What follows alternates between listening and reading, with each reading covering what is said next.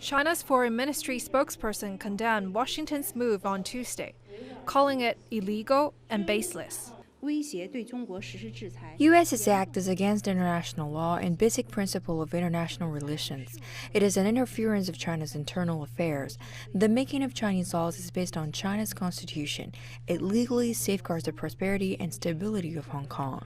The signing of the Hong Kong Autonomy Act is yet another roll of the dice by the United States in its escalating row with China.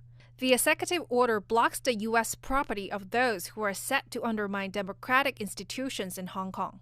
It also revokes license exceptions for exports to Hong Kong and eliminates the preference for Hong Kong passport holders as compared to Chinese mainlands. The Hong Kong Autonomy Act, which I signed this afternoon, passed unanimously through Congress. It's just the latest escalation in the country's souring relations of late. Many experts believe such seismic moves from Washington are no longer a surprise. Well, first of all, I would say it's not new normal, it's new abnormal, okay? It's new abnormal. Right. It shouldn't have happened that way. And I think it's a combination of a couple of things. It's almost like a perfect storm. One is, of course, we have this, fundamental long-term structural differences, basically, that culminated in this trade war that President Trump has initiated. Second, I think it's a lot to do with the coronavirus situation. United States suffered greatly, and it wants somebody to blame, and China happens to be a victim.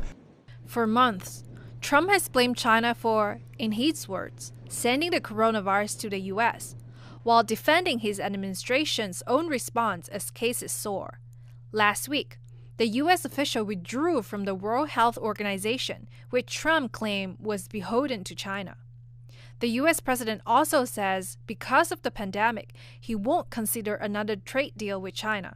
Although Trump and his presumptive Democratic challenger Joe Biden have accused each other of being weak on China, recent moves by the U.S. suggest otherwise.